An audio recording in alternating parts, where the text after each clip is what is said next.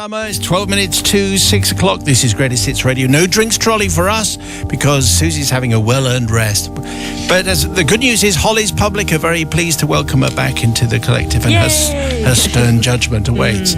Today's confession comes from Amy. Let's call her Amy. Brother Simon, ever forgiving Matt, and slightly scary sister Susie Holly Katie. Yes. Today filled by Holly. This took place in the 1970s at a large psychiatric hospital somewhere in England. I was a night sister covering 10 wards, a female nurse's home and a separate male nurse's home. I mean, this is like a whole bunch of horror movies can come out of this one. We had a resident ghost that many staff had seen whilst on nights. She was known as the Grey Lady, reportedly the spirit of a nurse who had lost her intended in the war. Heartbroken, she stopped eating and gradually faded away. Still pining for a lost love, she was said to wander the hospital, still searching for him. Okay. That's the Grey Lady. The Grey Lady. Yes. Yeah.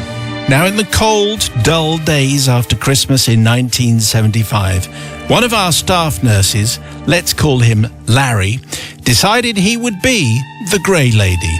He had recently starred as Widow Twanky in the hospital pantomime. Of course. And the grease paint had clearly gone to his head. Yeah. Donning full ghostly attire, he wafted up and down the corridors, sometimes wringing his hands and moaning. Because that's what ghosts do. They do. They all do a that. lot of that. Yeah. Nobody seemed to notice that the Grey Lady only appeared when Larry was on his supper break. All was going well for him, and the night staff eagerly reported their sightings to the day shift, and much hilarity or consternation, depending on who was listening. Larry was having a grand old time until the night he wandered up the driveway and came face to face with the hospital rugby team, who were just back from a match. Yeah. Larry bolted. Half a dozen burly rugby players thundered after him. He later confessed to me that he only managed to escape by diving headfirst into a container of bed sheets that were left outside the laundry.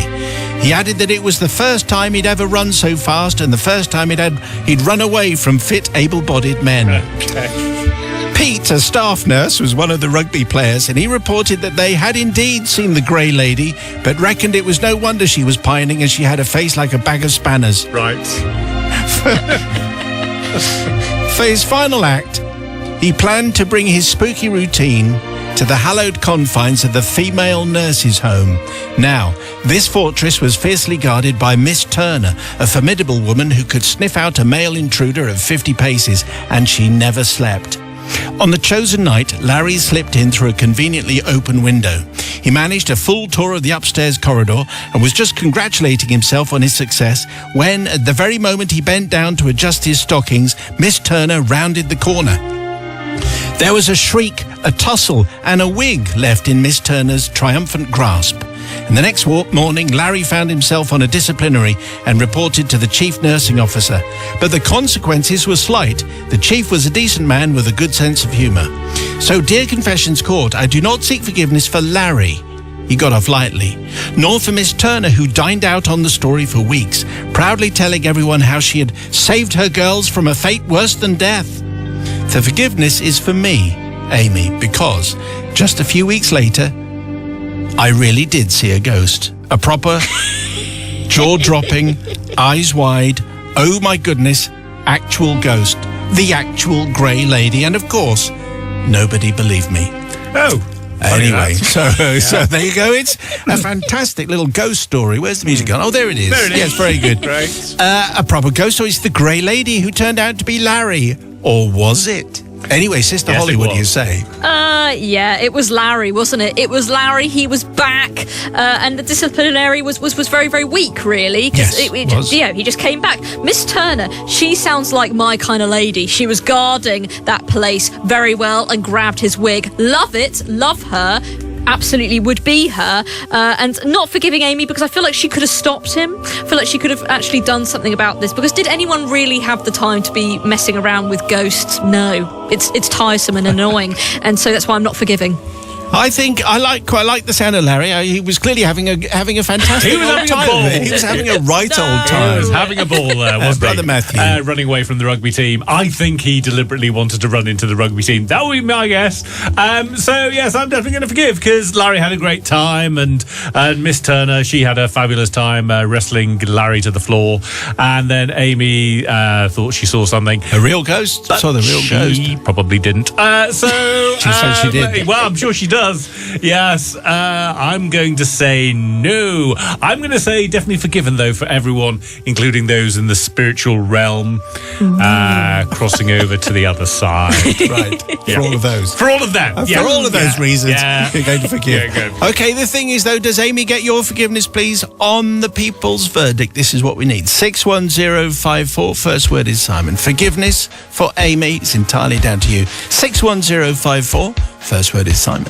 But before we go any further, just before the 6 o'clock news, we had Monday's confession. A tale from Amy of a 1970s ghost story in a haunted psychiatric hospital.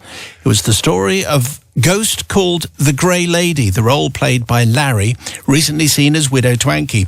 He ended up on a disciplinary, and here's the people's verdict. So Ricky says, forgiven. Having to dive into the container of bed sheets is enough punishment for anyone. Poor Larry. Amy is very much forgiven. Jennifer, though, says not forgiven. Good grief. All that was missing was Benny Hill running about at double speed. Get some work done, you bunch of work-shy fops. I mean the people in the confession, just for clarity. Yes. Thanks for that, Jennifer.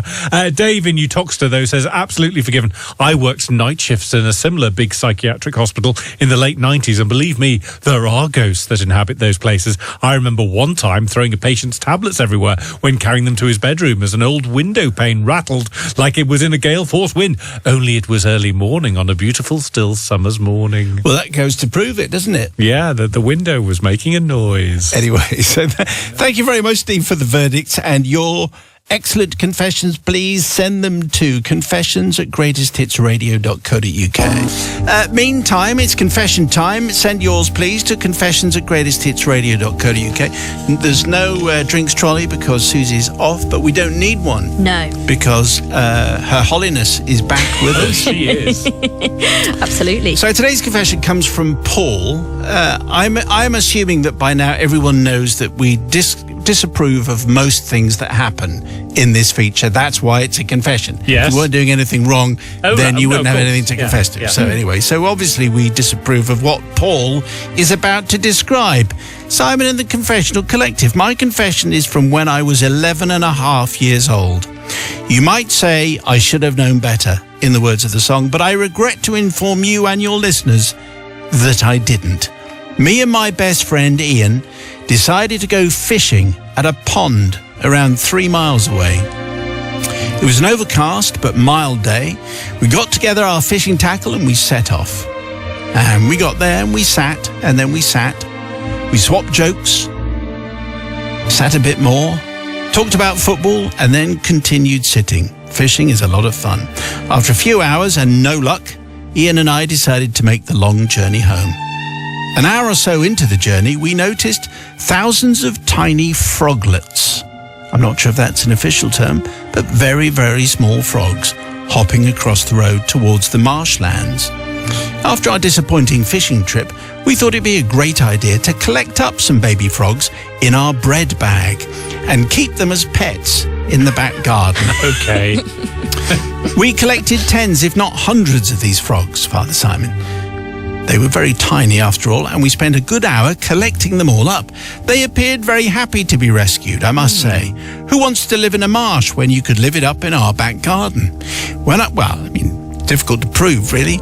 When I got back to Ian's mum's house, we called her Auntie Ruth, she asked us, because that was a strange thing, you always called the friends of your parents Auntie and Uncle. Very weird. Yeah. She asked us how our fishing trip had gone. Didn't catch any fish this time, we said, but we did catch all these frogs. And we showed her the bag full of the froglets, who were still happy to be in the bag, as far as we were concerned. Her face turned a bright shade of purple. She was very, very angry. She appeared to have come to a completely different conclusion about the frogs. In capital letters, take them back to where you found them and release them at once. Yes. That's the voice of moral authority, I think. But I said, we've named them and everything. It was no good. Aunt Ruth had decided, and that was that. Ian and I looked at each other and headed out of the house. It was at this moment, though, that we had a better idea. I said, instead of releasing them, why don't we put them through next door's letterbox? Okay. Right. And so we did. Oh. Done in a flash. No one would know. It was number 29, the Johnsons, and they were away with the fairies. What? You always have that. There's always someone in your road who you think they're not going to notice if 100 frogs come through the letterbox. Really? Don't Okay. you find? Well, the next day, my mother and Auntie Ruth asked us if we had definitely dropped the frogs off where we found them. We nodded. Oh, yes. They were sad to say goodbye, and then I tailed off. And it was at this point we realised that we'd been found out. We had been rumbled. Turns out the family that lived in the house, the Johnsons, had noticed, as Yes. you would, and had complained to the head of housing department from the local council. And they sent 2 local councillors, a frog catcher and a damp specialist. They'd all turned up to inspect the property. As the house had so much damp, there were frogs everywhere. Can I just say, a frog catcher? Isn't that a wonderful thing that your council has got a frog catcher? I thought it was a dog, so it was a frog catcher. Well, maybe the dog catcher doubles up as a frog. as the frog catcher. Why not? I mean, there can't be that many frogs to I mean, catch. they rhyme for a start, Yeah. so it's fine. Well, both my mother and Auntie Ruth were angry, but desperate not to laugh as they thankfully saw the funny side of it all. It wasn't long after the incident that the Johnsons moved back to Liverpool, and we never spoke of it again. I do beg forgiveness, though, as, you know, it wasn't that great. Although it was fun. I'm sorry to the frogs, obviously, and realise now how wrong we were. If you see frogs out in the wild, don't try to make friends. You'll only be disappointed. They're very fickle and hard-hearted creatures, says Paul, who it seems has learned his lesson. Whether it's the right lesson to learn or not, I'm not too sure. Anyway, obviously, if you see frogs, leave them alone. I think Paul has learnt the lesson the hard way, Sister Holly. The thing that's strange about this is this isn't even an act of revenge. It was just, let's just put it through the letterbox. What did the Johnsons ever do to you? Why did they deserve that? I feel very, very sorry for them. No wonder they moved back to Liverpool after that experience. Paul and Ian were very lazy, basically. Yes, effectively. And also the baby frogs. Well, no one think of the baby frogs. Feel a little bit sorry for them as well. So for all those reasons, I can't forgive. I'm just excited by the idea of a frog catcher from the council. Yes! Anyway, Brother Matthew. Well, I'm going to suggest that maybe he was catching lots of different animals, but he was doing a great job with the frogs, and they did catch most of them, didn't they? So that's okay. It's got a very sort of Old Testament feel, this, of a plague of frogs suddenly descending on the Johnsons, who were thankfully away with the fairies at the time. So it's all fine. It's all fine. And then they moved away. And maybe the frogs, in a way, maybe they got something out of this as well. No. A different change of environment, a change of scenery for the frogs. They're having their horizons broadened. So that worked out. Yes. And everyone worked out. So everyone's a winner. And so for that reason, I'm going to forgive. Okay, so it's the people's verdict, please. Do you forgive Paul for his frog-based confession? On the text, please, it's 61054. The first word is Simon.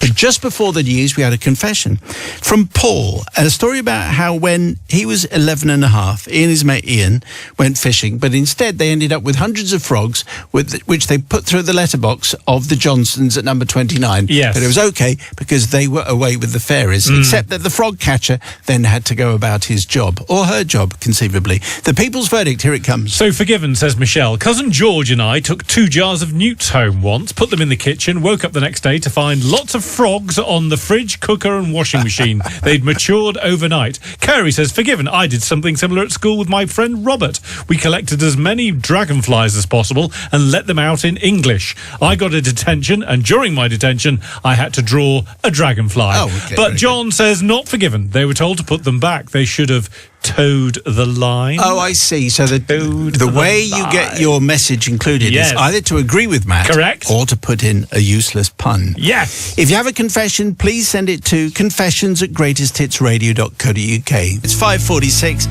which means it's confession time, and another smart speaker to give away. And today's goes to Helen for sending in today's tale, which is called Down, Down, Deeper and Down. And as Matt likes to say sometimes, Wait for the last line. Oh, really? Oh, good. Father Simon and the Collective says, Helen, this occasion takes place in 2003 when my husband was a keen skier and embarking on a lad skiing trip to Bulgaria with one of his mates. I wasn't a fan of skiing, so stayed at home, but I was also in no place to carry out such fun, being that I was 2 months post-op and due to return to work as a ward sister whilst he was away. I was not particularly pleased that he was heading off for 10 days of snow, slopes and beer, especially as he showed off to his mates and me just how good he was at skiing and boasting about his apparent gift for the activity, how fantastic it would be to spend the days on the slopes and the evenings in the bar après-ski, whilst I remained at home in the doldrums of suburban Hertfordshire in January. No offence, Hertfordshire. He, let's call him Fred, was 4 days into his 10-day trip when I got a phone call out of the blue from the hotel manager in Bulgaria. I was informed in very broken English over a crackly line that Fred had been medevaced off from a black run, having badly fallen and broken something. I was filled with anxiety and alarm. How bad was the injury, and why couldn't Fred call me himself to let me know? Well, Father Simon, the reason for the hotel manager's call is that Fred simply did not believe in mobile phones. He refused point blank to have one, and despite the fact that in 2003 mobile phone ownership was less common than today, he decided that the convenience of being able to contact someone wherever they may be was, frankly, not for him. And this is where my problems began. Being a cheapskate, Fred had chosen Bulgaria because it was very, very, very cheap. The reasons why becoming all the more apparent as this saga unfolded. Fred had booked a package holiday in the cheapest hotel possible, meaning that the hotel he was staying in did not have a working lift. Worse than this for me was the fact that the touch-tone phone technology had not reached Bulgaria at this time, meaning that Fred could not access the travel insurance company to arrange repatriation to the UK, because if you don't have touch-tone technology, you can't access all the different options that are needed. A day went by before I was able to speak to Fred and find out what had happened. After his med evacuation from the Black Run, he was taken to the local medical centre where they told him he'd fractured his leg, and then went on into detail about how they apparently drained 100 millilitres of blood from a hematoma that had developed in his knee, followed by a full plaster cast from thigh to toe. He was relying on wooden crutches that went under his arm to be able to mobilise. Fred wanted me to organise his repatriation as he was unable to do it because he didn't have a mobile phone. So began my mission to get Fred repatriated from Bulgaria via the insurance company. The only problem here was that he had not mentioned my name as the next of kin on the forms, but eventually I managed to arrange a flight back to Gatwick, whereupon I would collect him. Unfortunately, the day he was due back was the day I was meant to return back to work after my period of sick leave. The repatriation had been hastily arranged and was non-negotiable, meaning I had to call into work to tell them I was not able to return as planned for that day. To say I was unpopular at work is an understatement. Having profusely apologised to my manager, I duly drove to Gatwick to collect Fred, with his flight arriving at 8 a.m, much to my displeasure, having had to sit in rush hour traffic to get there. I saw Fred's flight had arrived and duly waited in the arrivals lounge. When I saw that everyone had disembarked and made their onward journeys, but Fred was nowhere to be seen, I asked for help from the staff. I was told that Fred was due to come in with the baggage, as he was in a full-length cast and had taken up 3 seats on the flight. I duly went to wait in the designated area, feeling rather cheesed off. Then in the distance I could hear the faint beep, beep, beep of the luggage carriers, the buggies, which were getting closer and louder. Turning around to the direction of the noise, I saw Fred sitting on the luggage trailer, surrounded by suitcases with a full-length cast and a pair of archaic-looking crutches, illuminated by an orange siren and accompanied by the beeping noise. I could not contain my composure or sympathy at this point, and as we made eye contact at Fred's miserable face, I could not help but burst out laughing at the pitiful sight in front of me. Even the driver of the baggage carrier was laughing, which made me laugh even harder. I dutifully collected Fred, took him home, and managed to get him an appointment with a well-respected orthopaedic consultant colleague to help him the following day. I'm asking forgiveness not from Fred, who was a major inconvenience and a show-off, but from the hotel staff, whom I imagine was no rare thing to be involved in this kind of debacle, but been more than a trifle annoyed for them to be involved in this whole process. I also asked for forgiveness from my manager and work colleagues, who until 5 hours before I was due on shift thought that I would be back at work, and the ensuing major inconvenience my absence would have caused them. I do not, however, seek forgiveness for laughing at Fred, who frankly deserved all the mockery and laughter, not just from me, but his other mates, who thought the whole thing was hilarious given his black run boasting. Final line, he is, you might not be surprised to find, my ex-husband. Oh, there it is. There, I knew it was going. Yeah. Yes, you probably guessed from the actual tone that was where Helen was going to be steering us for today's confession. Fred does sound like a complete jerk, but anyway, let's see what Sister Holly makes of all of that. He wasn't a good guy, was he? He was a bad person. He went out there. She was post-op. He wasn't around. It wasn't fantastic. The fact he didn't believe in mobile phones, though, I don't think is something against him. I think that's quite admirable, actually, that he didn't have a mobile phone. I think that's quite admirable of him. Obviously, it wasn't great. He's a fool. He kind of needed one, really, in that situation. But I think it was quite admirable. And frankly, the hotel staff had to deal with all of that. And, she did laugh at him. And he had kind of gone through a bit of a trauma. So I know he was a jerk and I know he wasn't great, but she shouldn't have laughed. And that's why not forgiving. I mean, that is seriously harsh. Tough old Holly. Okay, what do you say, Brother Matthew? I am definitely going to forgive. Yes. Not a massive fan of skiing and not a massive fan of Fred. And his attitude towards mobile phones seems a little in the past, really. It was 2003. Get with the program, Fred. Can't rely on dial phones or whatever they had in Bulgaria at the time. Yes, I'm definitely going to... And bullet dodged, because he's now the ex-husband. So that's good. And when they said he was going to be coming in with the baggage, I thought he was going to be coming on the carousel. Wouldn't that have been great? Yes. Get Fred on the carousel with all the others. That'd be even funnier. Yes, even better. So for all of those reasons, I'm going to forgive. I suspect people might be siding with Matthew rather than Holly, but let's see whether it's entirely down to you on the people's verdict. 61054. What do you say to Helen? Is Helen forgiven or not? 61054 for the people's verdict. First word is Simon. Thank you. However, just before the news, we had a confession from Helen about her husband, Fred, who left her, she was 2 months post-op, to go skiing in Bulgaria. And he had an accident. He had to be medevaced. Helen had to pick him up, got him an appointment with a consultant, and now he is an ex-husband. Yes. Anyway, Matt has the people's verdict. Here we go. Forgiven, says Gaynor in Wales. Fred sounds like a total idiot. Gotta forgive Helen, says Rick in Wakefield. That Fred bloke sounds like an absolute nightmare. She was running around after him because he was living it up skiing while she was recovering from an operation. No wonder they're not together anymore. And Sarah from Devon says, absolutely forgiven. I agree with Matt. Fred was a fool. It's men like him that make me thrilled to be single. If only more men were like Matt and Simon. Oh, yes! I mean, amen to that, obviously.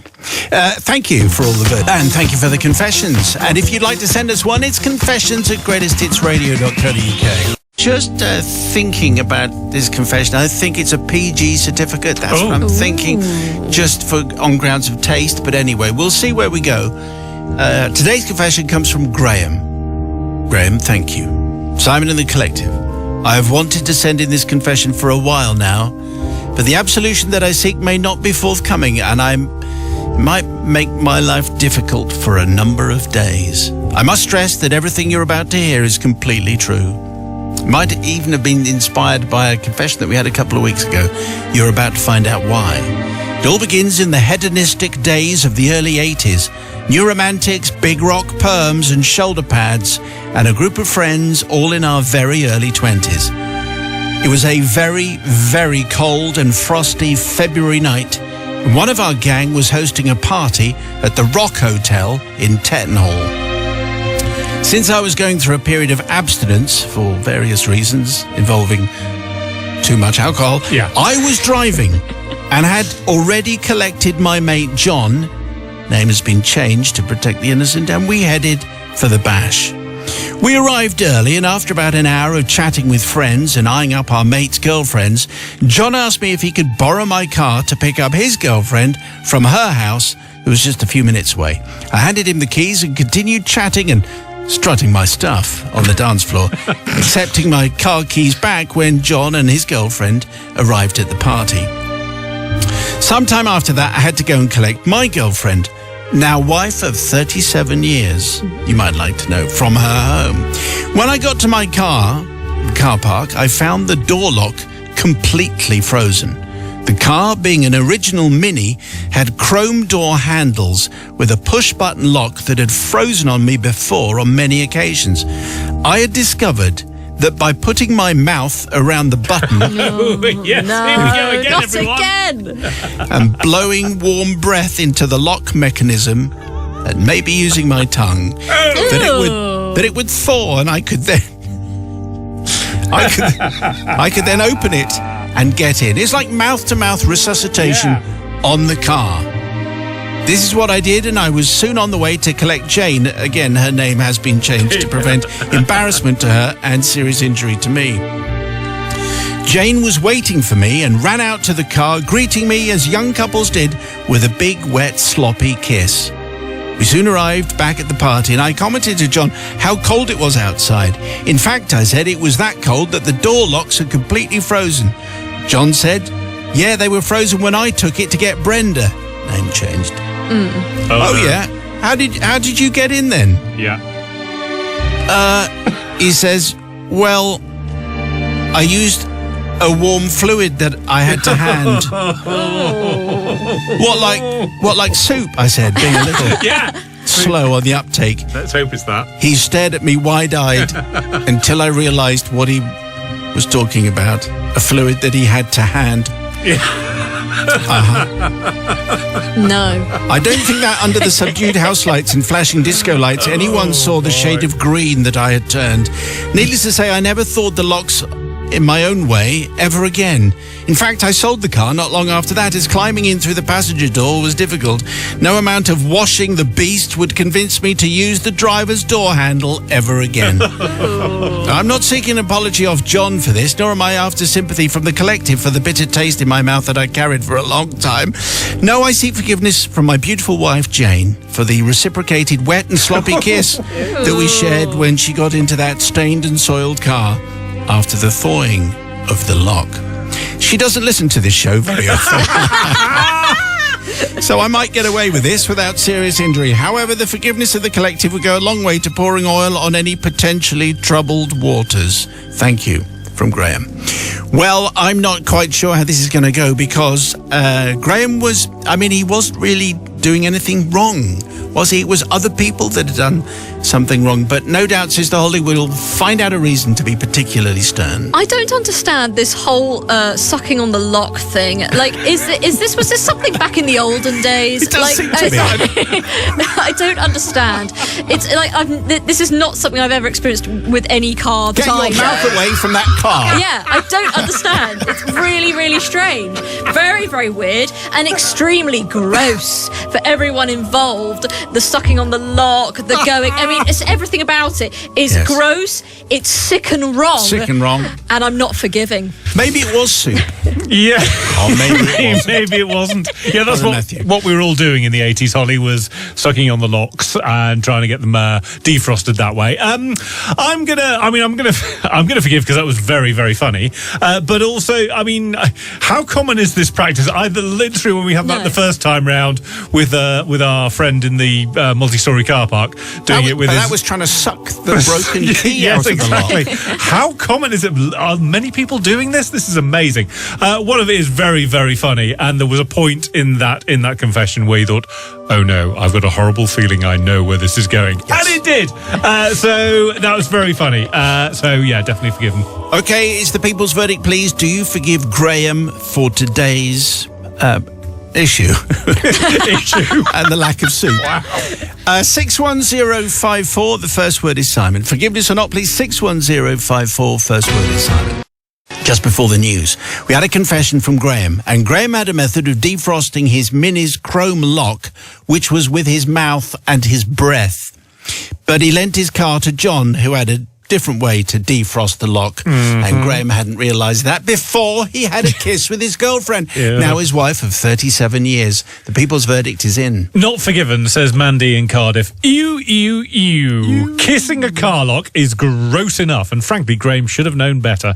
Kane from Somerset, I completely forgive. I currently drive a 1980s VW Sirocco, and during the winter, I quite often have to give mouth-to-mouth on the lock if it's too frozen to thaw out. The kiss was just unlucky and unfortunate timing. But Jennifer in Glasgow says, not forgiven. Sick and wrong is quite right. It's just disgusting. Graham shouldn't be using his mouth on the door lock. The door handle's been exposed to the elements, mud and dust, and now his mate's warm fluid. Soup. Dreadful bunch of lads. Okay, thank you very much indeed for the verdicts. And your confessions, please, to confessions@greatesthitsradio.co.uk. The new podcast will land tomorrow.